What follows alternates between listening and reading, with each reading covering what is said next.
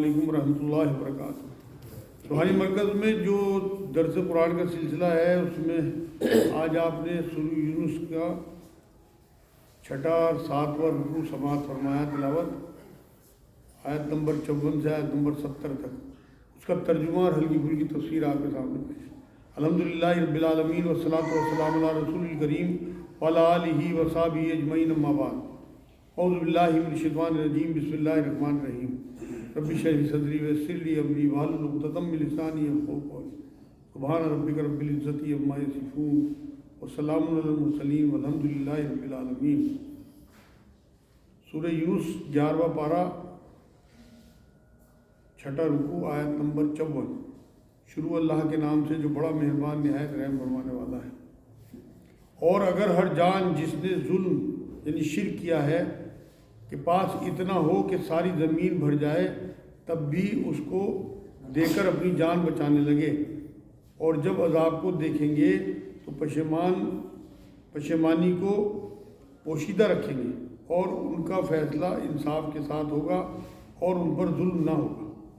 یہ سورہ یونس کی 54 نمبر آیت ہے، جس میں اللہ رب العزت نے یہ کہا ہے کہ جو لوگ یہاں شرک کر کے اسی حالت میں مر گئے بنا توبہ کیے، وہاں جب وہ عذاب کو دیکھیں گے تو ان کے پاس زمین کے برابر بھی اگر مال ہوگا، حالانکہ وہاں ہوگا کچھ نہیں، تو مثال کے طور پہ بیان کیا، تو سب کچھ دے ڈالنا چاہے گا وہ تو جان بچانے کے لیے، مگر وہاں کوئی بھی چیز اس طرح کی قبول نہیں کی جائے گی۔ اللہ عذاب سے کسی بھی قیمت کا چھٹکارا انہیں نہیں مل سکتا۔ آگے فرمایا جب عذاب کو دیکھیں گے تو پشیمانیوں کو پوشیدہ رکھیں گے، مطلب چپکے چپکے پشیمان ہوں گے۔ جیسے دنیا میں آپ نے دیکھا ہوگا رزلٹ والے دن جن بچوں نے تیاری نہیں کی ہوتی، ان کا دل جو ہے وہ دھڑک رہا ہوتا ہے، برا حال ہوتا ہے ان کا۔ جنہوں نے صحیح تیاری کر کے امتحان نہیں دیے ہوتے، ان کی ٹانگیں کانپتی ہیں رزلٹ کے ٹائم۔ تو وہ حال وہاں پہ ہوگا کہ وہ تیاری کر کے تو گئے نہیں ہوں گے یہاں دنیا سے آخرت کی، تو وہاں ان کی ٹانگیں کانپیں گی، کتنا برا حال ہوگا۔ اور اللہ نے کہا فیصلے کا انصاف کے ساتھ ہوگا ان کا، اور ان پر ظلم نہیں ہوگا۔ مطلب اللہ تو انصاف والے ہیں، جیسا وہ کر کے یہاں دنیا میں گئے ہوں گے بالکل انہیں ویسے ہی بدلہ ملے گا، ان کے اوپر کسی قسم کا ظلم نہیں کیا جائے گا۔ یاد رکھو کہ جتنی چیزیں آسمانوں میں اور زمین میں ہیں سب اللہ کی ملک ہیں۔ یاد رکھو کہ اللہ تعالیٰ کا وعدہ ہے، لیکن بہت سے آدمی علم ہی نہیں رکھتے۔ مطلب تمام جتنی بھی چیزیں ہیں وہ اللہ کی ملکیت ہیں، دنیا میں آسمانوں میں تمام چیزیں۔ وقتی طور پہ ہم یہاں جائیداد کے، مال کے، اولاد کے، یا جو بھی ہمارے پاس سلطنت ہو یا کرسی ہو یا رتبہ ہو، جو بھی چیز ہمارے پاس ہے وہ وقتی مالک تو ہم ہیں یہاں، لیکن دائمی مالک اللہ ہی ہے۔ اس نے ہمیں یہاں آزمانے کے لیے وقتی طور پہ تو یہ چیزیں دے دی، لیکن آخری جو مالک ہے وہ اللہ ہی ہے۔ 56 نمبر آیت، وہی جان ڈالتا ہے وہی جان نکالتا ہے، اور تم سب اسی کے پاس لائے جاؤ گے۔ مطلب جان دینے والا، زندگی دینے والا اور موت دینے والا وہی ہے۔ یہ جو کہا جاتا ہے، میرے پاس اکثر لوگ آتے ہیں کہ یہ ہمارے گھر والوں پہ جادو کرا دیا، فلاں ہمارا رشتہ دار مر گیا، تو یہ سمجھ لیں یہ بات کہنا شرک ہے، کیونکہ جان کا اختیار اللہ نے اپنے ہاتھ میں رکھا ہے، جان ڈالنا بھی جان نکالنا بھی۔ تو اس لیے اس طرح کے جملے کہنا کہ فلاں نے ہمیں جو ہے وہ جادو سے مروا دیا، وہ اللہ پہ الزام لگانا ہے کہ اللہ تو معاذ اللہ چھوٹا ہے، جادو کا زیادہ بڑا ہے۔ اللہ نے موت اپنے ہاتھ میں رکھی ہوئی ہے، اس کے علاوہ کوئی کسی کو موت نہیں دے سکتا۔ جب اس کا ٹائم آئے گا تو کوئی بھی ذریعہ بنے، لیکن اس کی ڈیتھ ہو جائے گی۔ اے لوگوں، تمہارے پاس تمہارے رب کی طرف سے ایک ایسی چیز آئی ہے جو نصیحت ہے، یعنی کہ قرآن ہے، اور دلوں میں جو روگ ہیں ان کے لیے شفا ہے، اور رہنمائی کرنے والی ہے، اور رحمت ہے ایمان والوں کے لیے۔ یہ 57 نمبر آیت ہے سورہ یونس کی، بڑی اہم آیت ہے۔ اس آیت میں قرآن کی عظمت کا بیان ہوا ہے۔ یہاں قرآن کی 4 صفات اللہ رب العزت نے بیان کی ہیں۔ ایک تو یہ نصیحت نامہ ہے، نبی اکرم صلی اللہ علیہ وسلم نے یہ بات فرمائی، جو اللہ رسول سے محبت کرنا چاہے وہ قرآن کی تلاوت کیا کرے۔ اور تلاوت میں یہ نہیں ہے کہ ہم ڈٹو توتو کی طرح سے قرآن کو پڑھتے ہیں۔ تلاوت کا اگر آپ نقدی میننگ دیکھیں گے تو پیچھے پیچھے چلنا ہے۔ اب پیچھے پیچھے جب چلے گا آدمی کسی بھی چیز کے، جب اسے اس کا مطلب معلوم ہوگا تبھی اس پہ عمل کر سکتا ہے۔ قرآن کی پیروی کرنی ہے، مطلب اس کے پیچھے پیچھے چلنا ہے، اس پہ عمل کرنا ہے۔ خالی تلاوت سے آپ کو ثواب مل جائے گا، لیکن جب آپ اسے سمجھیں گے اور اس پہ عمل کریں گے تو آپ کو ہدایت ملے گی، کیونکہ ہدی للمتقین شروع کی آیتوں میں سورہ بقرہ میں اللہ رب العزت نے کہا ہے کہ متقیوں کے لیے ہدایت ہے۔ تو پہلے آپ کو اللہ کا تقوی اختیار کرنا پڑے گا، تب آپ کو قرآن سے چیزیں ملنی شروع ہو جائیں گی اور ہدایت ملنی شروع ہو جائے گی۔ لیکن جب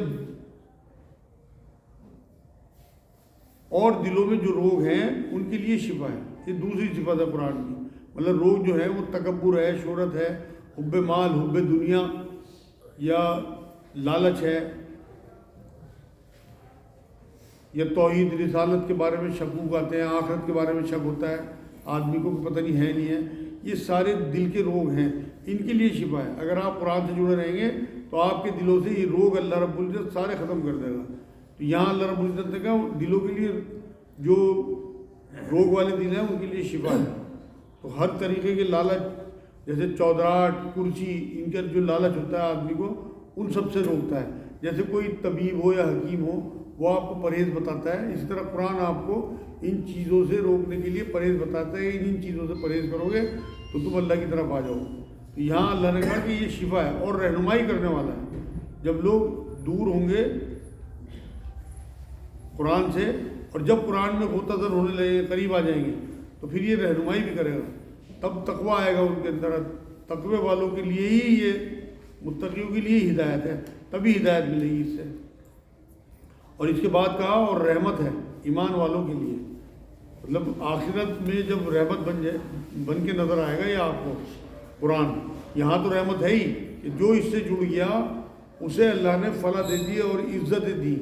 آپ یہ دیکھ لو، چاہے قرآن سے جڑی ہوئی کوئی بھی چیز اٹھا کے دیکھ لو، یہ وہ کتاب ہے جس سے نبی جڑے، جو آخری نبی صلی اللہ علیہ وسلم ہیں، انہیں کتنی عزتیں ملی۔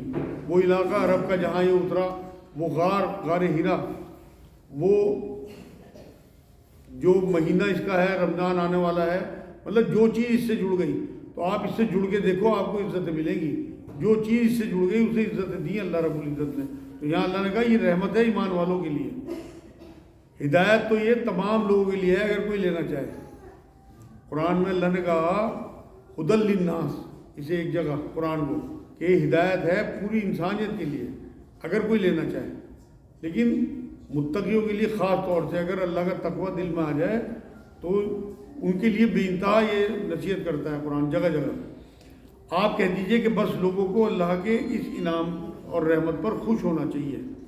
اللہ کی رحمت کا، فضل کا سب سے بڑا مظہر ہے قرآن، اس کے لیے خوشیاں منانی چاہیے، اتراؤ، خوش نصیب سمجھو اپنے آپ کو۔ نبی نے ایک بار یہ فرمایا، حدیث میں یہ بات آتی ہے کہ خوشیاں مناؤ لوگوں کہ قرآن ایسی رسی ہے جس کا ایک سرا اللہ کے ہاتھ میں، ایک سرا تمہارے ہاتھ میں ہے۔ کتنی بڑی بات ہے کہ ہمارے خالق کے ہاتھ میں ایک سرا اور ایک سرا ہمارے ہاتھ میں، لیکن ہم تو اسے اٹھا کے دیکھتے ہی نہیں۔ تو یہاں اللہ رب العزت نے کہا کہ یہ وہ چیز ہے کہ اس رحمت میں تم خوشیاں مناؤ، اپنے آپ کو خوش نصیب سمجھو۔ 59 نمبر آیت میں آپ کہیے کہ یہ تو بتاؤ کہ اللہ تعالیٰ، 58 نمبر آیت میں آپ کہہ دیجئے کہ بس لوگوں کو اللہ کے اس انعام رحمت پر خوش ہونا چاہیے،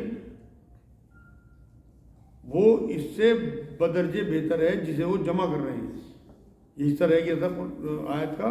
تو یہ جو ہم یہاں دنیا میں جو جمع کرتے ہیں نا، ان میں سب سے بڑی خیر کی چیز جو ہے جمع کرنے میں وہ قرآن ہے۔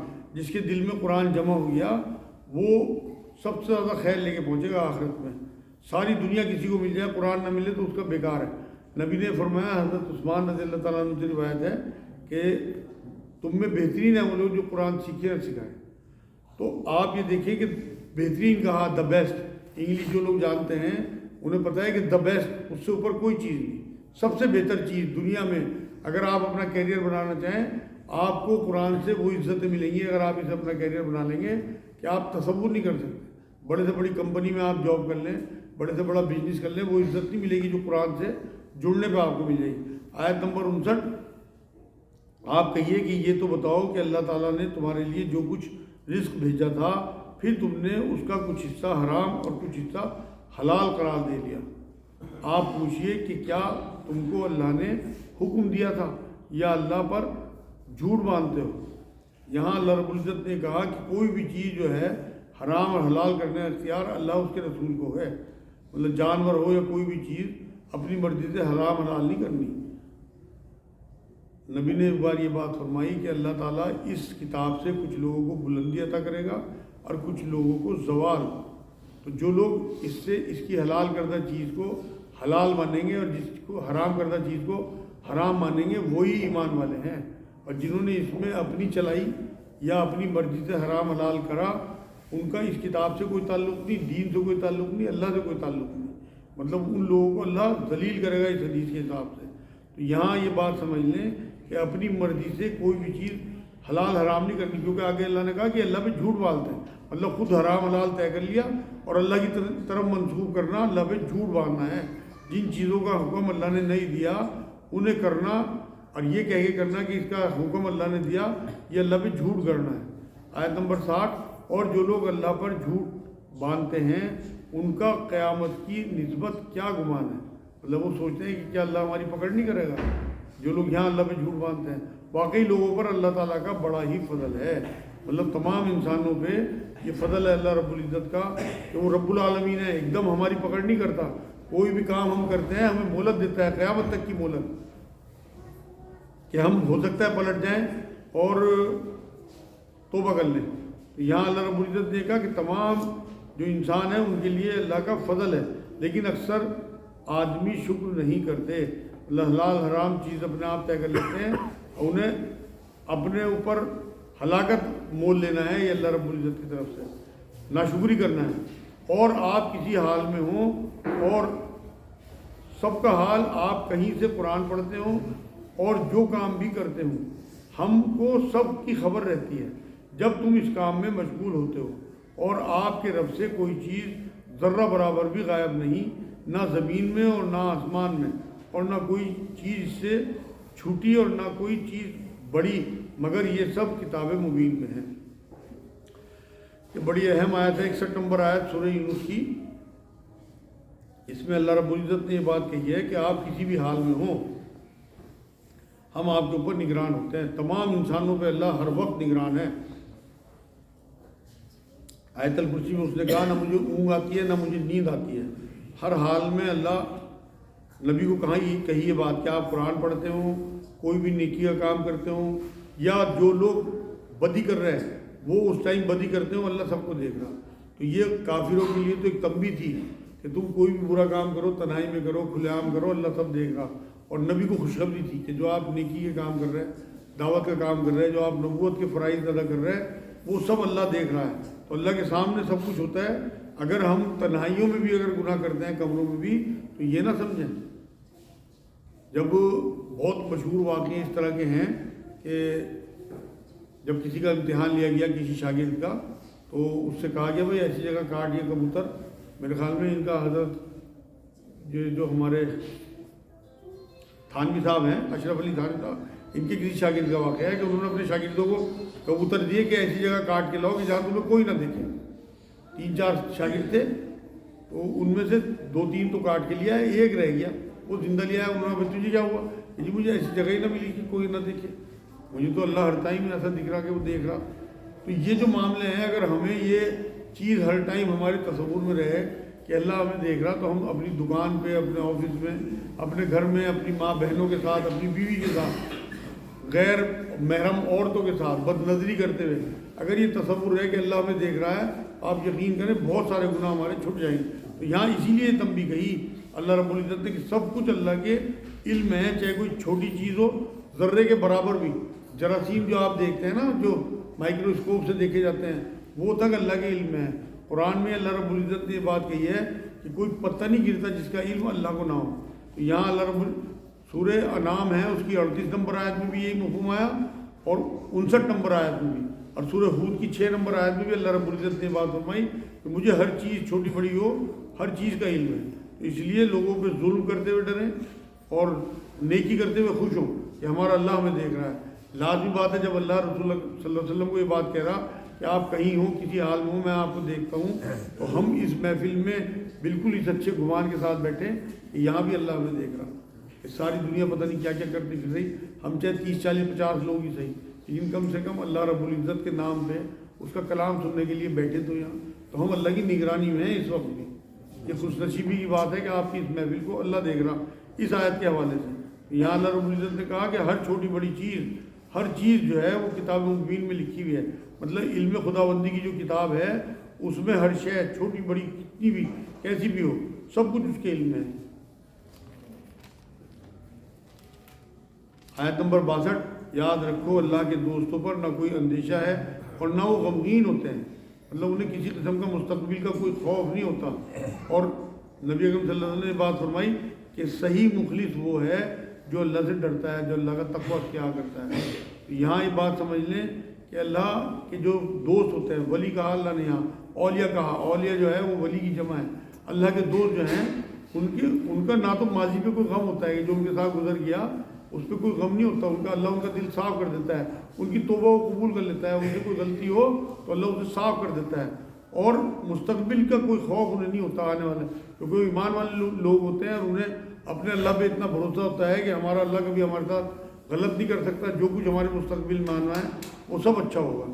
آیت نمبر 63، یہ وہ لوگ ہیں جو ایمان لائے اور برائیوں سے پرہیز رکھتے ہیں، مطلب یہ ہیں اولیاء اللہ، مطلب یہ جو ان کا طرز عمل ہے انہوں نے اسے متقی بنا دیا کہ اللہ کے بارے میں اچھا گمان، دنیا میں کسی نقصان پہ یا ماضی کسی بات پہ انہیں غم یا کوئی اس طرح کا معاملہ نہ ہونا کہ انہیں کوئی اندیشہ ہو یا غم ہو، یہ انہیں متقی بنا دیتا ہے۔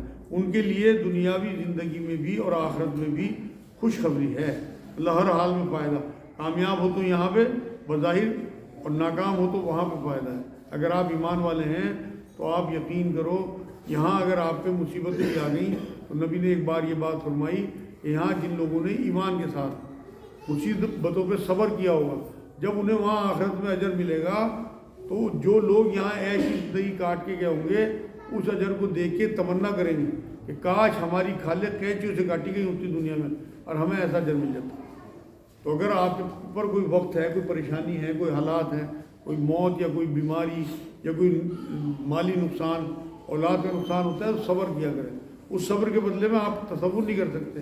اصل میں مومن کو تو بنایا ہی آخرت کے لیے گیا، یہاں تو ایک امتحان سے گزارا جا رہا، اگر اس امتحان میں آپ پاس ہو گئے تو آپ یقین کریں آپ کے لیے ایسی جنتیں تیار رکھی ہیں جن کے نیچے نہریں بہ رہی ہیں، یہ بار بار وعدہ کرتا ہے اللہ قرآن میں۔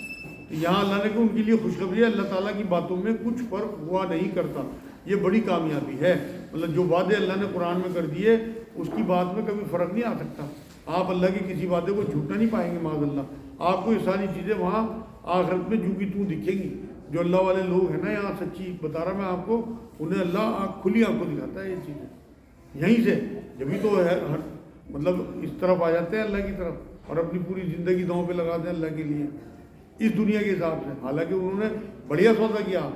قرآن تو یہ کہتا ہے کہ انہوں نے اپنی زندگیوں کو بیچ دیا، اپنے مال کو، اپنی جان کو اللہ سے جنت کے بدلے، یہ ایسا سودا ہے جو ہمیشہ کے لیے کامیابی کا سودا ہے۔ آیت نمبر 65، اور آپ کو ان کی باتیں غم میں نہ ڈالیں، تمام پر غلبہ اللہ ہی کے لیے ہے، وہ سنتا جانتا ہے، مطلب